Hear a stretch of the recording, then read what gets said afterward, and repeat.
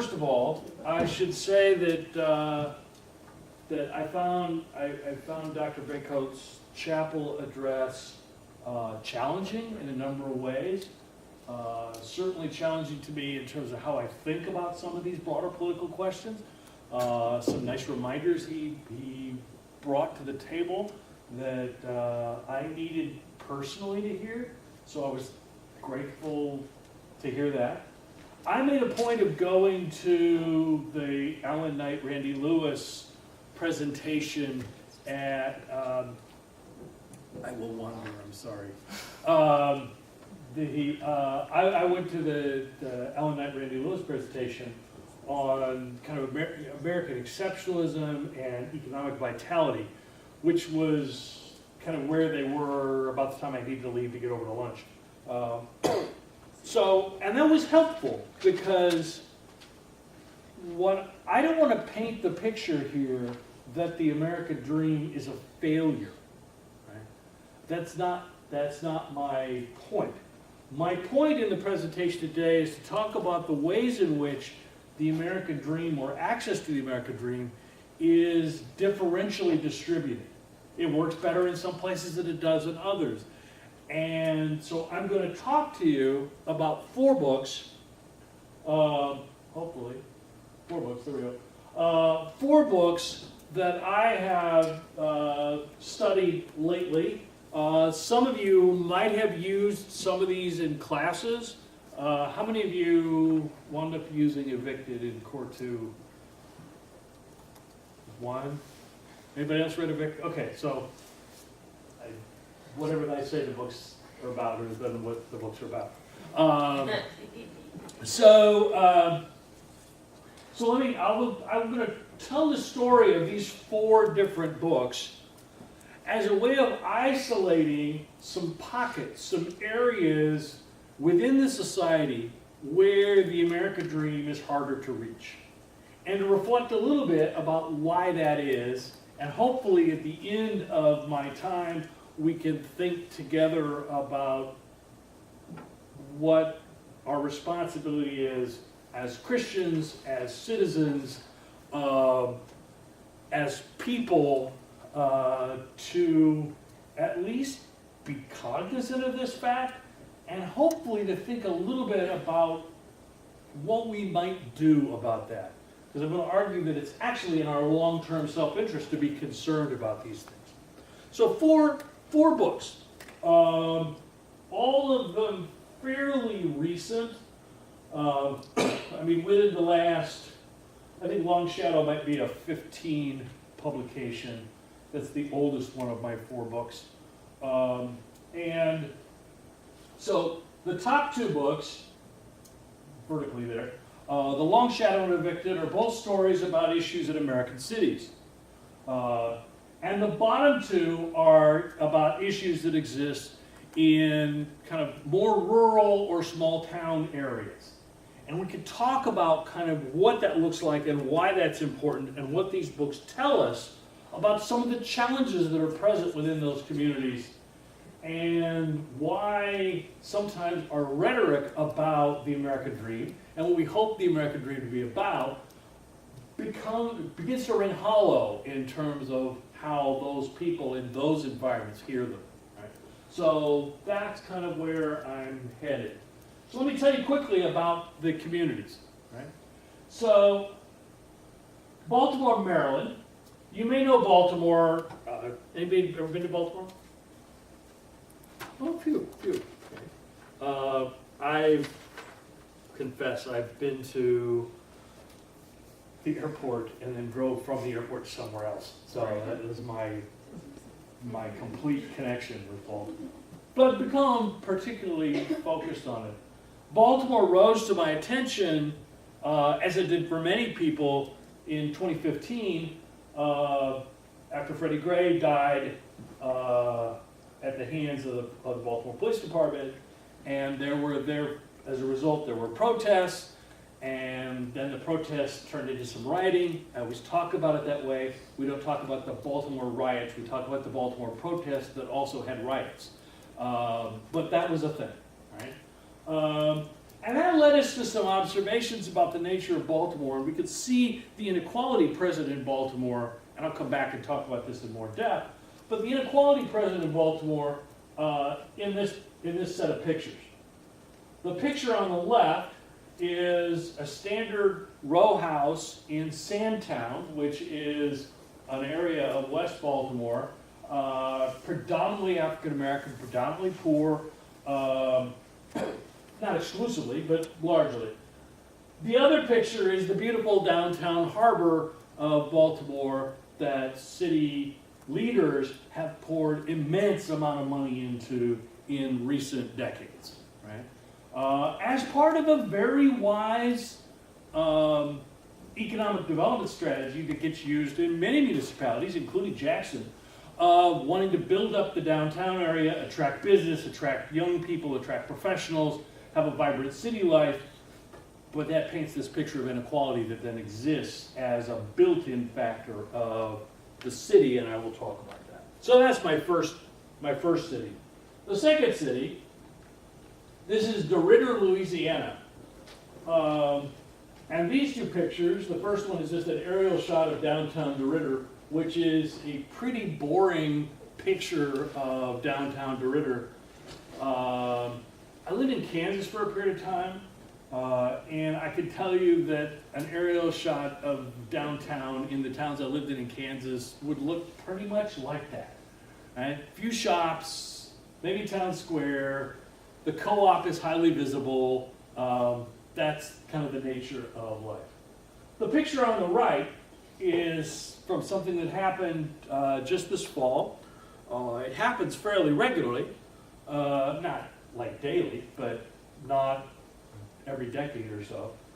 There was a deadly explosion in DeRidder that rocked the packaging plant at a chemical company in DeRidder, Louisiana, that kills 3 people and injures 7. There is a tension present in this set of pictures between I was going to use the word bucolic, and I don't know if people still use the word bucolic. The lovely, quaint downtown, which is what bucolic means, the lovely, quaint downtown DeRidder, and this dominance of petrochemical companies. There's a tension that's going to be told in this story. Milwaukee, Wisconsin. Milwaukee, Wisconsin is it's a Rust Belt city. It was an industrial hub, and like much of the Rust Belt of Wisconsin, Michigan, Pennsylvania, Ohio, was affected by changes in our industrial policy over time, and inequality results. The book Evicted tells the story of low-income housing, and the whole dynamic of low-income housing as it works out in among a set of particular families. Interestingly, the book, which is a remarkable piece of ethnography. I mean, the author, I'll tell you more in a minute, but the author actually lived in low-income housing for 18 months and got to know these families and did all some remarkable things. But along the way, while he gave pseudonyms of the people in his stories, he didn't use their real names, he used real addresses. So thanks to Google Maps, the house on the far left of the upper picture is pretty much the house I'm going to start talking about when I get to Milwaukee. And the trailer park down here is another part of his story, as he tells the story of people who live in this trailer park. And it's an old trailer park, and it's substandard housing that's got all these issues. At the contrast in the pictures here is that on the one hand, these look like fine, reputable neighborhoods. Inside those houses, inside those trailers, are real struggles in terms of how people live. Right? So appearances are not what we think. And then I'm going to end with, oops, I'm going to go to Baltimore. I'm going to end with Lancaster, Ohio. Anybody been to Lancaster, Ohio? It's not as much fun to go to as Baltimore. Lancaster, Ohio is a town of about 39,000 people. Again, I would consider it a very typical quasi-rural community. Small town America is what I've called it, because it's not really a rural community of 39,000 people. On the other hand, it's kind of located southeast of Columbus, about an hour. So it's not like it's in a dominant metropolitan area. Right? And the story of Lancaster in Glasshouse is the reason for the title Glasshouse is because it's the story of the Anchor Hocking plant that existed, it still does exist there in Lancaster, but the trials and travails of Anchor Hocking as it affects the rest of the community. You may know Anchor Hocking if at home you like to bake and you get out a glass pie plate that's not Pyrex, it's Anchor Hocking, okay? And those are the kinds they make vases and kitchen glassware. Apparently glassware in that part of the country was a really big deal because they also had other competitors in town, and there were a lot of things going on with industrial development that's related to part of my story here.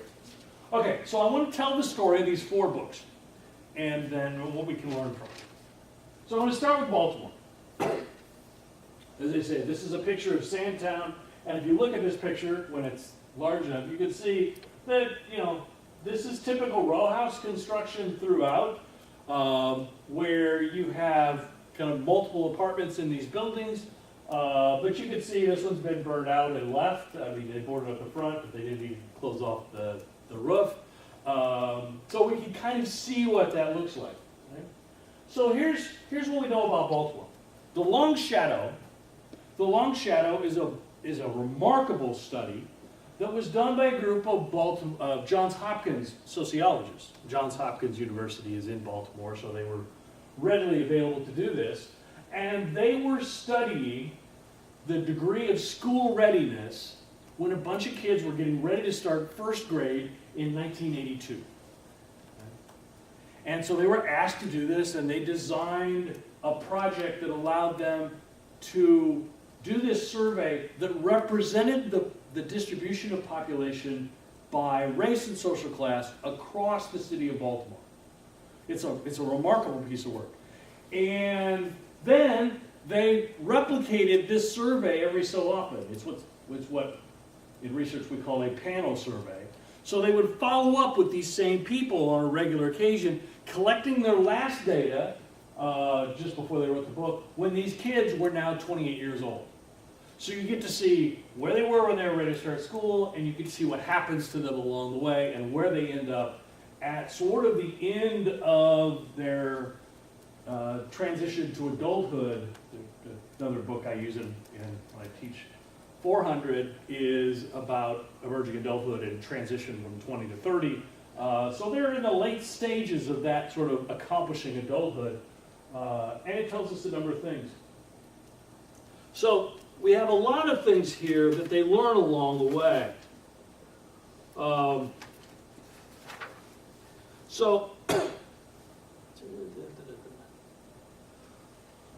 One of the things they can look at is the impact of social class mobility. So, they break down, unfortunately, the categorizations they use are pretty broad. They kind of have a lower socioeconomic status and a middle socioeconomic status and a high socioeconomic status. And they don't have more detail than that. But even at that, they tell us something. Well, 1 in 3 people manage to move up between the family of origin when they're 6 years old and the family of attainment when they're 28 years old. Right?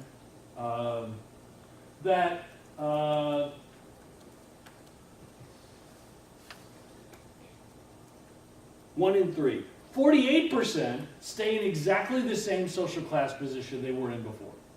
Right? So people who were born into upper class families are still parts of upper class families. People who were born in lower class families are still part of lower class families. The 1/3 could be people who move from lower class to middle class, from middle class to upper class. There's one move, right? 19% lost ground. Right? There are 19% who were part of the middle class who wound up in lower class positions, or were part of the upper class who wound up in middle class positions. So that tells us something about the economic inequality that's very much built into the city of Baltimore. Right? And I'll say more about that in a second. Right?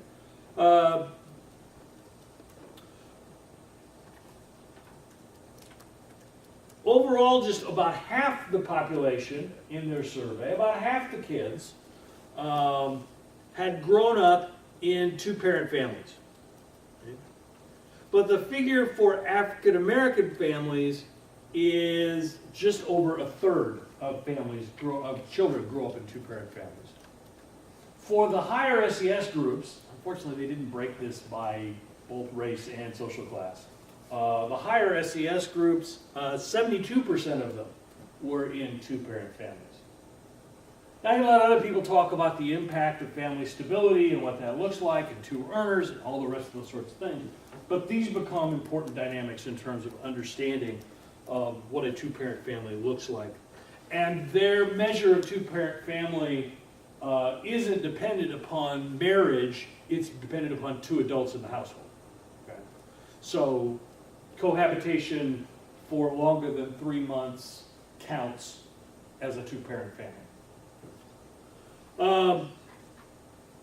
There are similar issues when we look at crime.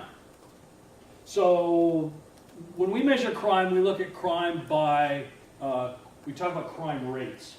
So what we do is we measure the total number of crime and we divide it by the population, and then we report out crime rates per 100,000 people. That's the standard way that crimes are reported by the FBI regularly. So if I look at something like aggravated assault, which is a nice measure for kind of community well-being, I mean, more than homicide actually. I mean, those are related, but in terms of other violent offenses, I like to look at aggravated assault because that tells you something about the nature of fighting and other kinds of things that are going on in your community. The aggravated assault for the sample as a whole, for everybody who was in their survey, for all their neighborhoods. So they kind of took all their neighborhoods and they said, okay, from the whole sample and all these people, the overall aggravated assault rate is 795 per 100,000.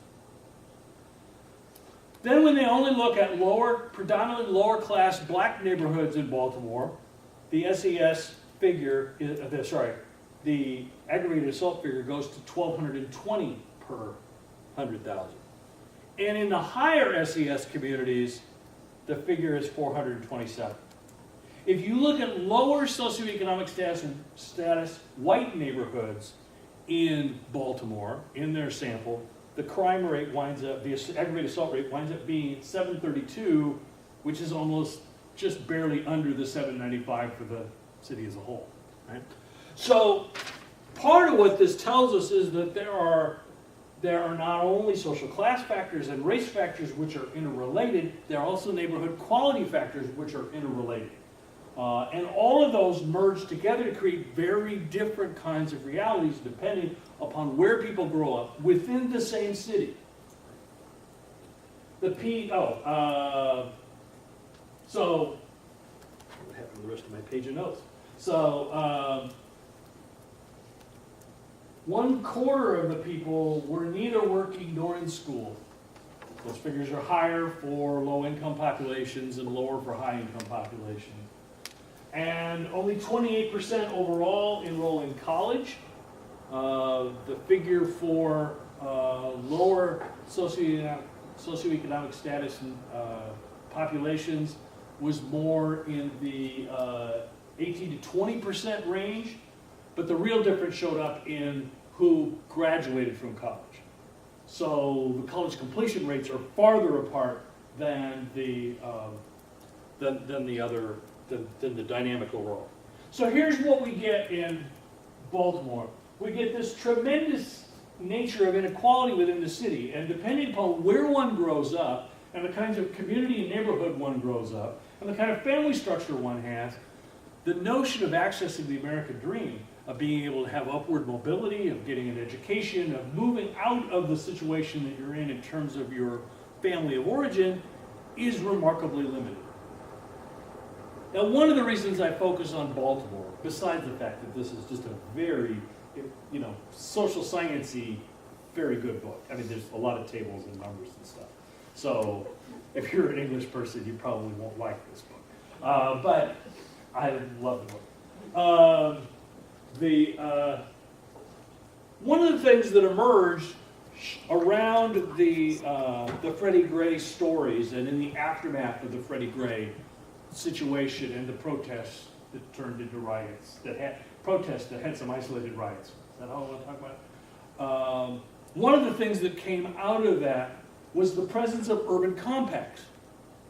The reason that people lived in West Baltimore, in Sandtown, in Baltimore proper, was because in 1910, the city fathers, they were founders, the city leaders, they were men.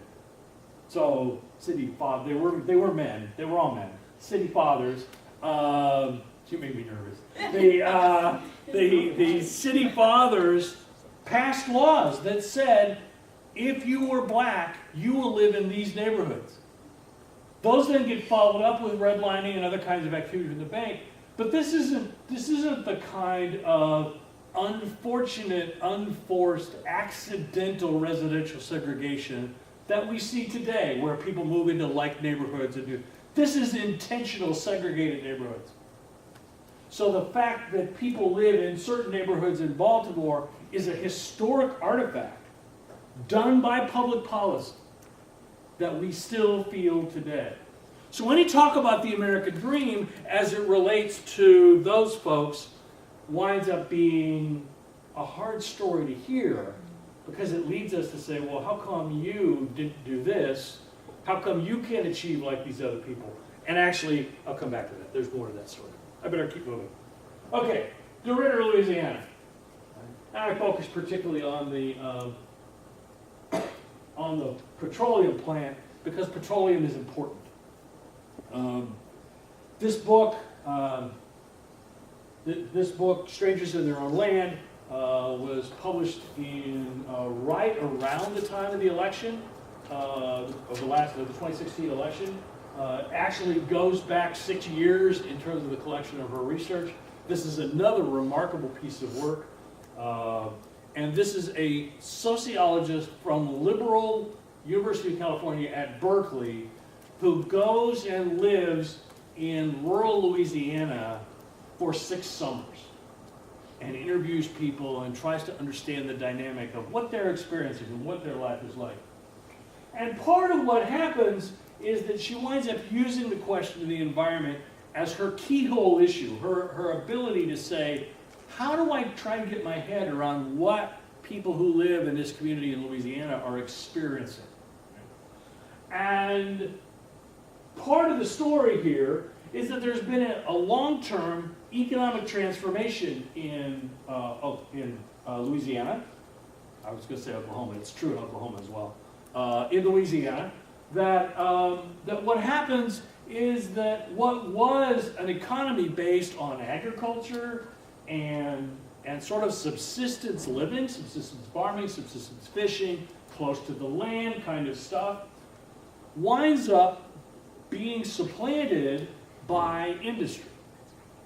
And the industry develops because, as Randy Lewis pointed out in the 11 o'clock session, there's oil under that land, and there's natural gas under that land, and there's stuff that the petrochemical industry uses to make all kinds of things that we all rely on, right?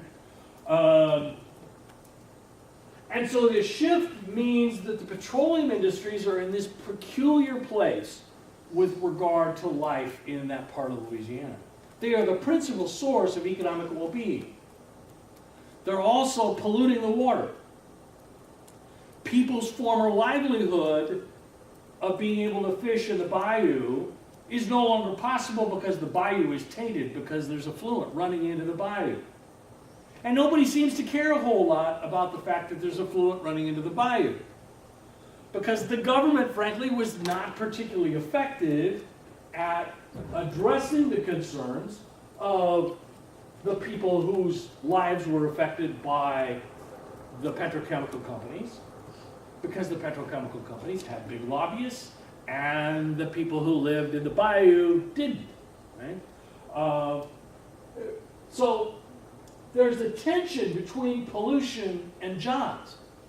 On the one hand, people would look favorably upon their former way of living, how they would like the world to be, but they realize that's gone, and they can't imagine another way forward that doesn't involve the support of the petrochemical companies, because they're the jobs.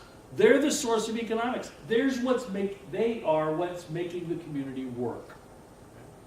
So you put up with the cost. You deal with the fact that all kinds of things happen.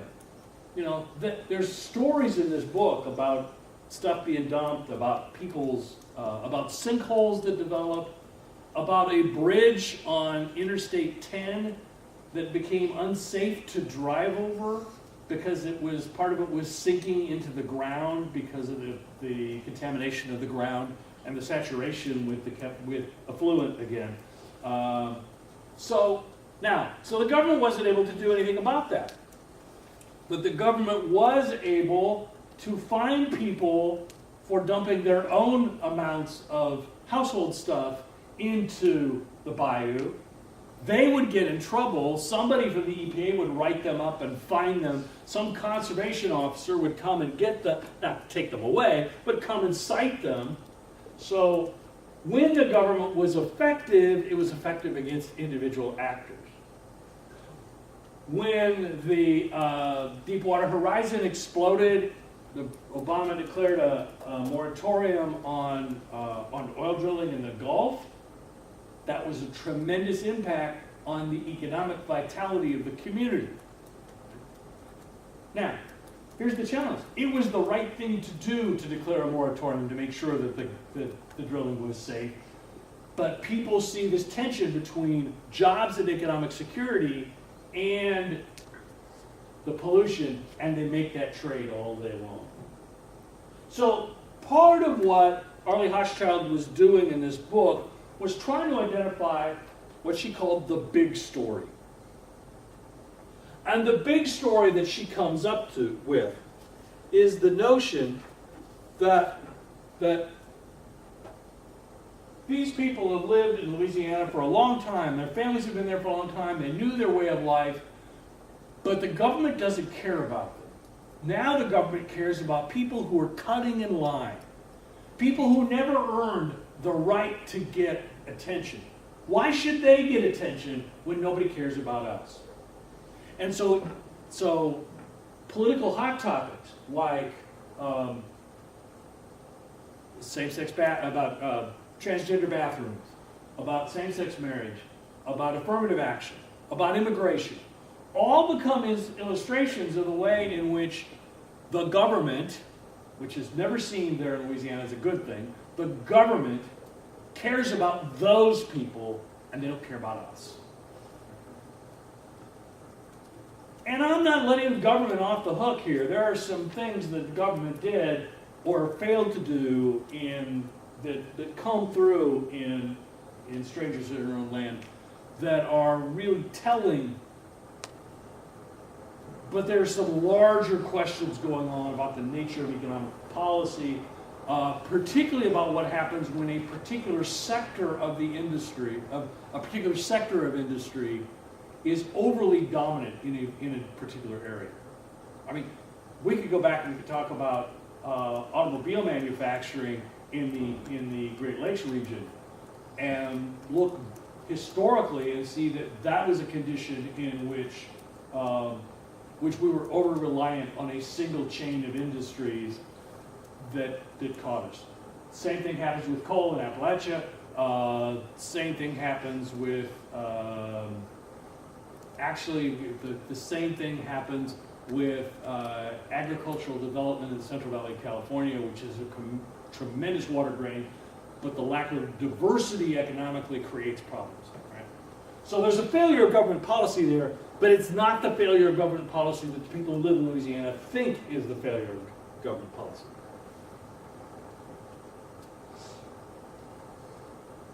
Milwaukee. The house on the left, as I said, is actually,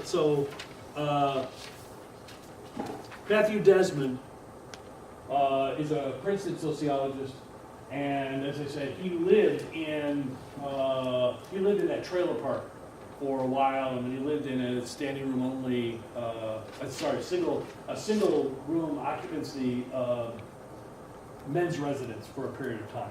Well, he divided between those two places. But he got to know these various stories and these various people.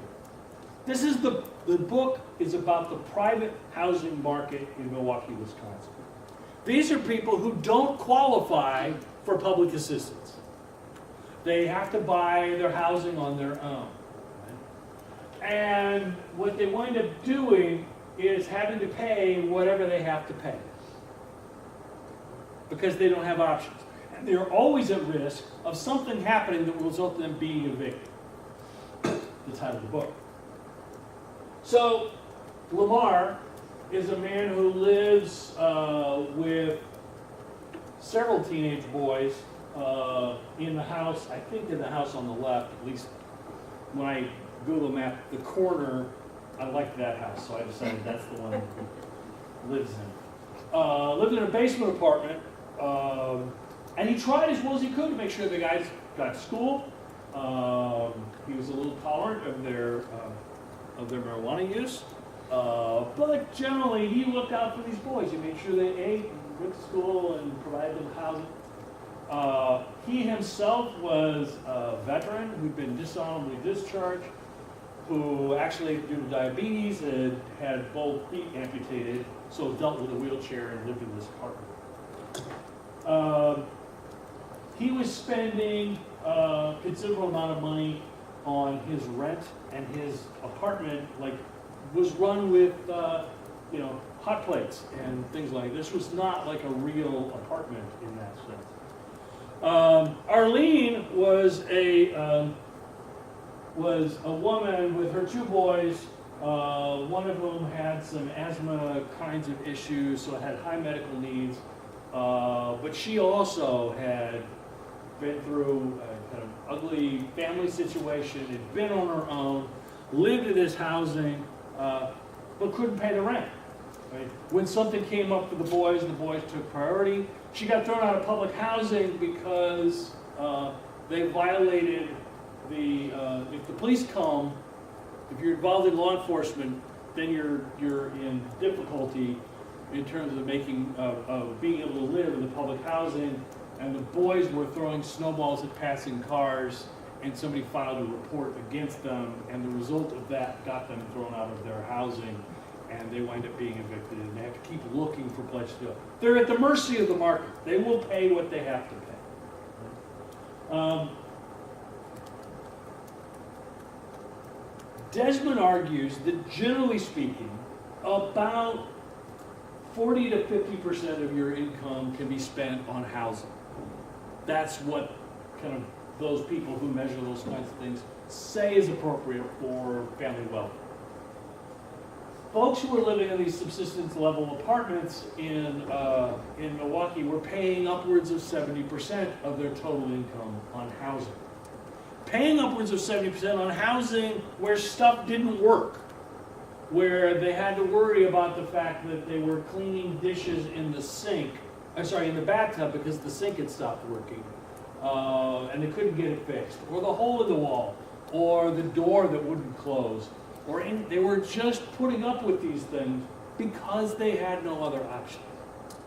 Now, Sharena is the landlady, and I can't decide, even after reading this book and talking to other people who read this book, I can't decide whether Sharena is a good person or a bad person. She tends to be somewhat compassionate. She tries. You think? I haven't read it yet. Oh, haven't read it yet. Okay. Well, let me know. Okay. Okay? She tries to be somewhat compassionate, but she's running a business. And running a business, she says, look, I've got to get my money out of this because if you're not going to pay the rent on this apartment, I got another person ready to move in here who will. And so you're going to move out, and I'm going to have you evicted. Oh, by the way, when you get evicted, there's a chapter in the book that talks about the moving company that comes. Now, the moving company guys just actually come and they take your stuff out of the house and they put it on the front lawn. Okay? Now, if you want, they'd be glad to take it to their place and store it. But now you're going to spend money for storing the furniture while you're looking for the new apartment that you need so that you can find it. So, I mean, Desmond, he's a fascinating guy. He's a preacher's kid, and I got to hear him last year up at Calvin, and he's got a website called Just Shelter, which is really trying to do advocacy around affordable housing and minimum wage kind of stuff. Guarantee that. But complaining about poor housing quality and getting housing inspectors in will also guarantee that you are evicted. Right? So here is a situation that we have in Milwaukee where there is a market, the free market, and you know, I've tried to talk to my friends on the second floor phone. The free market works in the provision of service and people being able to pay what they have to pay to get this because they don't have other options. But there's something about the the amorality of the market that's problematic. That something happens here where people live in these kinds of settings with these kinds of housing. And clearly, to talk about them as pursuing the American dream, when what they really want to have is an apartment where their kids can sleep at night that has running water and running toilet facilities, and you know, a place where the kids can go to school and not worry about their safety, and lead and all of this. It just doesn't make any sense to talk about pursuing the American dream in that context. Okay. Did I tell you this was not going to be a happy story? No. Okay. Lancaster. So Lancaster, Ohio. The book Glasshouse is written by Brian Alexander, who, unlike the other three, is not a sociologist. But it's a wonderful journalistic account, particularly because he grew up in Lancaster. And having grown up in Lancaster, he not only had a knowledge of the community, he had access to people that he could talk to get the story. That he could not have gotten as easily if he had been kind of me going in. So part of the deal here has to do with the historic role of the Anchor Hocking plant. There were actually 2 Anchor Hocking plants in town. And the leaders of the Anchor Hocking plant back in the day were the community leaders. Right? They'd get elected mayor to the city council, and they funded the annual Summer Arts Festival, which was, I guess, a big thing. I think it's still going, and I'm kind of curious about it. But they provided stable blue-collar employment. It's dangerous work. I mean, making glass involves very hot furnaces. Maybe not as hot as steel furnaces, but hot furnaces. Right? And it's dangerous. Things would happen. Right? They would have safety concerns. But they tried their best to kind of keep up, to deal with competition. And clearly, Anchor Hocking was having some economic difficulties, and they would engage in negotiation with their union folks, and they would try to figure out what they could do to improve safety, to deal with automation where they could, to kind of figure out how this stable feature of the community could continue to operate. Well, it becomes difficult to do. And there's not enough money in that kind of competitive environment to readily reinvest because for a long time we haven't been putting a lot of, socially, we haven't been putting a lot of economic capital into retrofitting existing plants. We would much rather build new ones or move them elsewhere. So the plant didn't get moved away. That was a good thing. But part of what happened at Anchor Hocking, and honestly, I don't know enough finance to fully understand the story, but I understand enough of it. What happened to Anchor Hocking was the beginning in the late 1970s, as they wound up being traded on the stock market,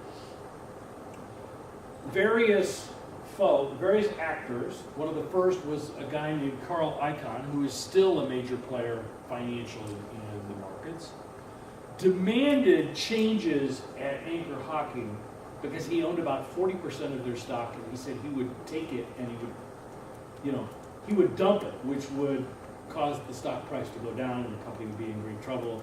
He mandated a bunch of changes in leadership and changes in operation and a number of other different things. Well, over the course of the next 20 years, Anchor Hocking is bought up by a conglomerate. And it's merged together to be part of a new unit called by a different name that includes Anchor Hocking, includes this other place that does kitchen supplies, and does this other company. Then it's split off from those companies and it's sold again to this other person over here. So there's this long history of about 20 years where people were using the Anchor Hocking plant as an avenue for investment. More than that, in the late stages, in the early 2010s, what they were doing was they were loading it up with the debt from the prior conglomerate so they could dump it, so they could spin off this other company debt-free, and they were doing all this debt management stuff. All of these financial instruments were being given. So eventually it's loaded up with all this debt, and then Anchor Hocking winds up in 2015 declaring bankruptcy. And so now that it's declared bankruptcy, all the people who sit on the board of directors at Anchor Hocking don't know anything about glass production. They're sitting on the board of directors for Anchor because they're creditors that Anchor and Anchor's parent companies owe money to. So the only thing that they're willing to spend money on is minor kinds of safety requirements. Let's upgrade our safety concerns. Let's make sure we don't have any safety checklists against this. Why? Because having a good, clean safety record is the first step to being able to sell the company to somebody else and get your money back out of it, to eliminate your debt. So all of this happens to Anchor Hocking. And the community, which sees this happening over 20, 30 years, sees that their industrial base is no longer what it was. They don't have the community leadership they had before, and the philanthropic involvement they had before, because the people who own and run Anchor Hocking don't live in Lancaster, Ohio. They live in New York. As unemployment goes up and people are looking for ways of making other sources of money, this is the start. This coincides with the start of the opioid epidemic. And so part of this book, so a third of the book is about the city, a third of the book is about the financial transactions at Anchor Hocking, and a third of the book is about the rising drug trade, where young, and not quite so young, but young and young-ish, folks start dealing in drug trade, doing some of their own drug use, but primarily they can say, this is a way I can make money, I can get stuff, I can take it into Columbus, I can manage this, and this is part of where we fill in. I don't know this opioid epidemic stuff well enough, but I think when we look back on it, we will be able to find the connection between large-scale unemployment and opioid sales and abuse as people are finding off-market ways of providing a source of income. Yeah.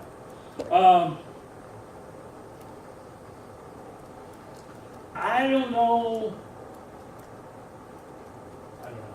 I look at this community and I see this community devastated a little bit by decisions that were made inside the company, but primarily by financial entities in the market in general, within American society, that has left these folks behind. That I have been focused for 10 years maybe, on the shifting basis of our economic structure. What I talk about, what I've taught sociologists before, is to talk about as the increasing financialization of our economy. Our economy runs on investment, return on investment. Not because we're investing money in a plant that then does better and then returns on its investment, but because we're doing micro trading and we're doing leverage buyouts and we're doing other kinds of things, which is a dysfunction of the economic market and leaves people behind. Right? Okay. Some cross-cutting themes across my 4 stories. Economic transformation creates winners and losers.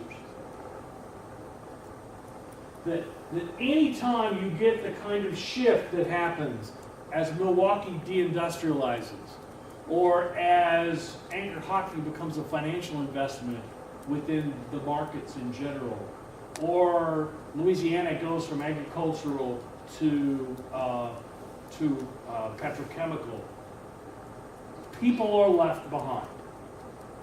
And one of the questions that I think we have to deal with is our responsibility as Christians, as citizens, as human beings, as educated folk, as voters, to say, what do we do about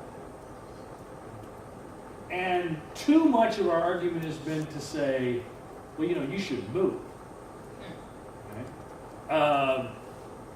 And maybe that's a policy solution, but we haven't really talked about it. If we were going to have everybody move, what are we going to do with the town left behind and the rural community around the town left behind that depended on something being there? That becomes an issue. So we need to think about that.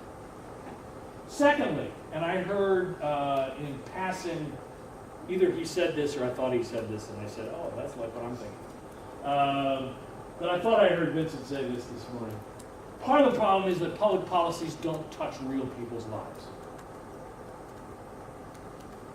Since I put this together, yesterday I saw this wonderful story about maybe what we're going to do is we're going to change the food stamp program, the SNAP program, from providing people with food stamps to providing them with food boxes. Now, the only reason you think that could be a good idea is because you've never met anybody who's on food stamps. Okay? If you really did, if you really knew how that worked, you'd understand why making such a suggestion is a solution to a real need for people who are really trying to deal with subsistence level issues is problematic. But we don't do that. So we say, well, we shouldn't make people work in order to get benefits that we need. We should make them responsible because we don't want them dependent.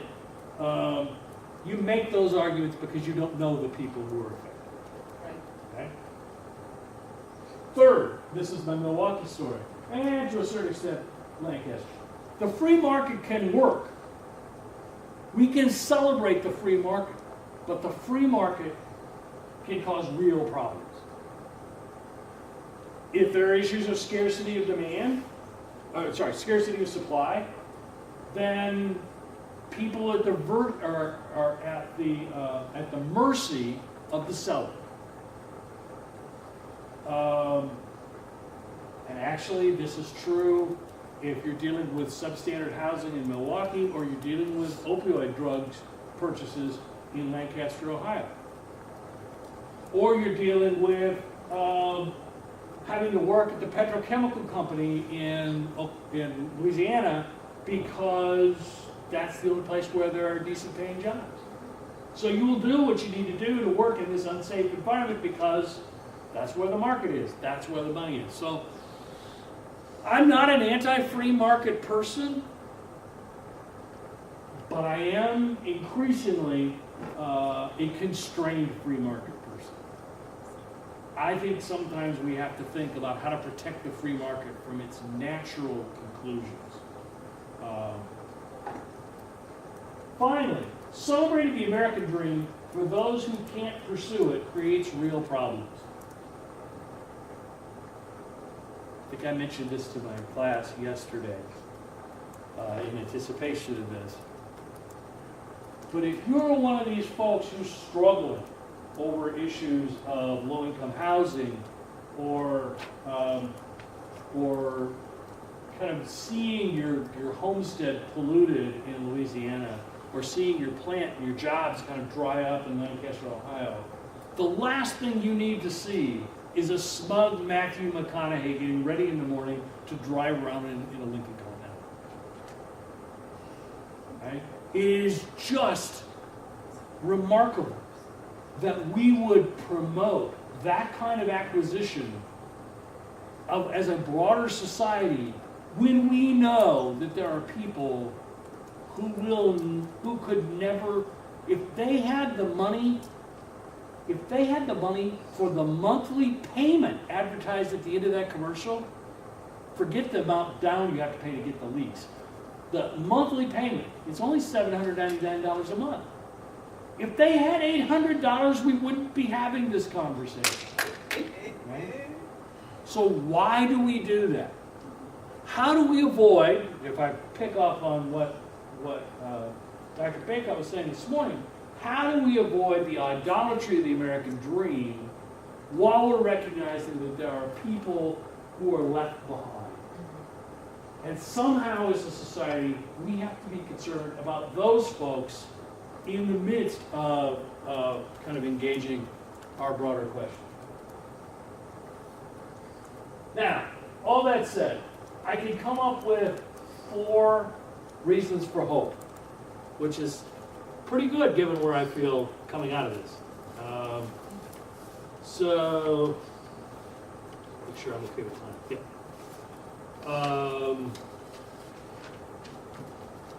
First of all, Matthew Desmond and a lot of other people are calling for much more attention about affordable housing.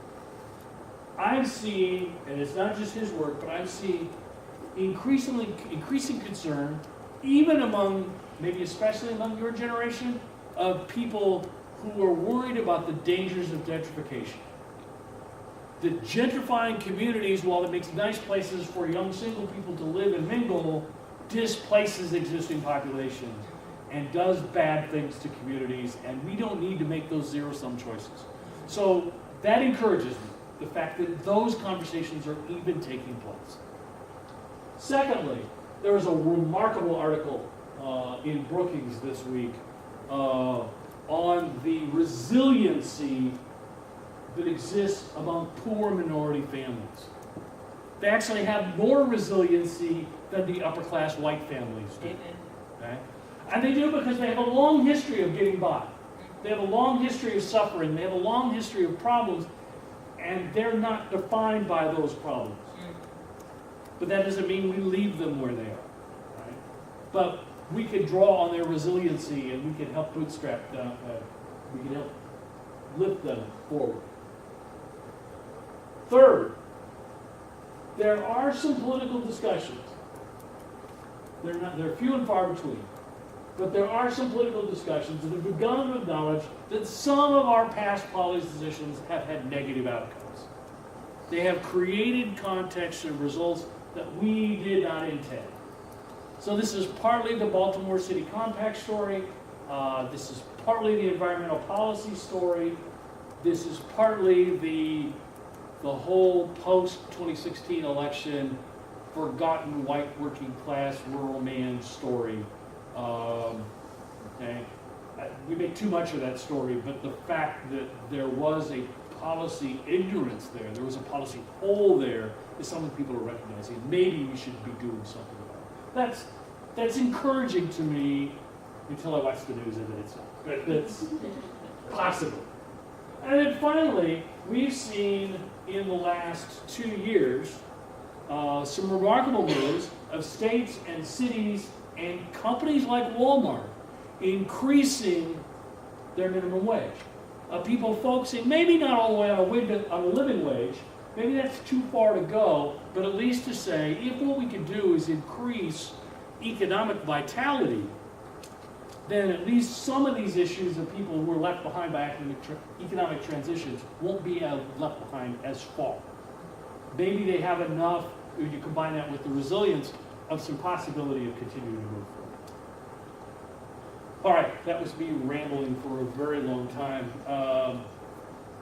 Let me, in the 5 minutes I have left, or maybe we'll cheat a little bit. The next session is over in the RCF at 2:15, and Dr. Bakota is speaking again.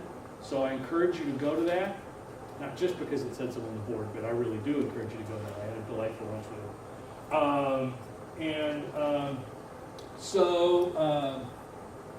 What questions can I field, or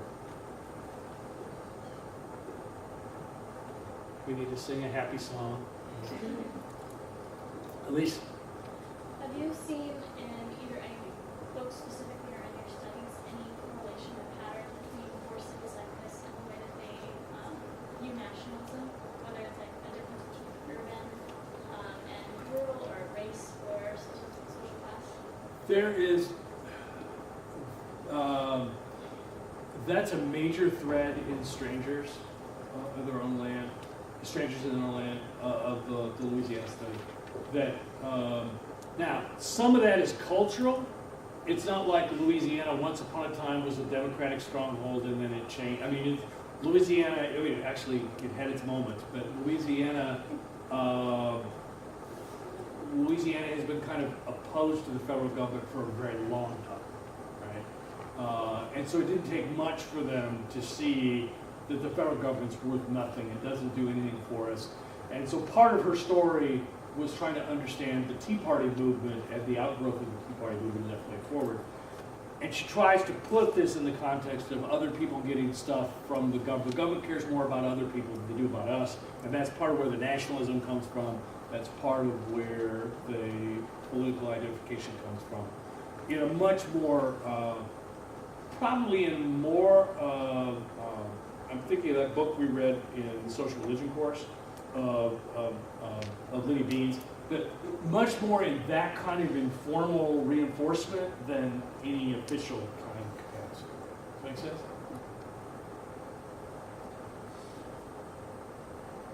Other questions?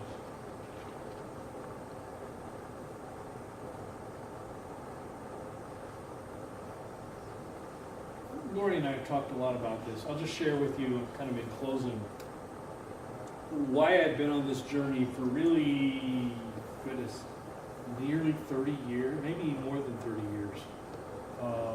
I remember seeing a story about Milwaukee, Wisconsin in the late 1980s.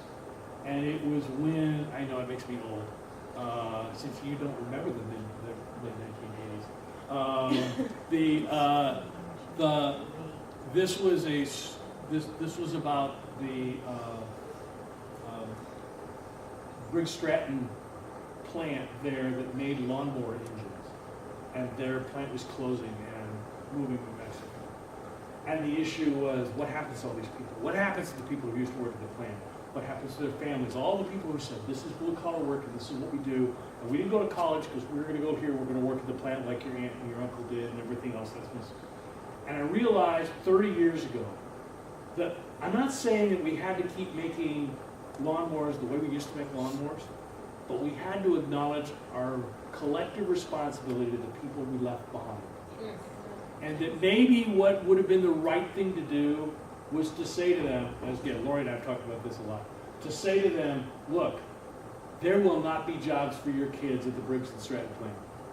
They're going to have to move and invent and be an entrepreneur or move away or figure something out. But we're going to provide you with a living wage from now until you die because it wasn't your fault we took your plant away. You didn't do this. We did this. And somehow we own that. And if I really want to get deep about this, I'd argue that our failure as a society to deal with that collective responsibility is the root cause of all of our crisis politically and why we can't come to agreement on anything. So with that, thank you for coming. I appreciate your attention. I'd be glad to talk more if anybody wants to.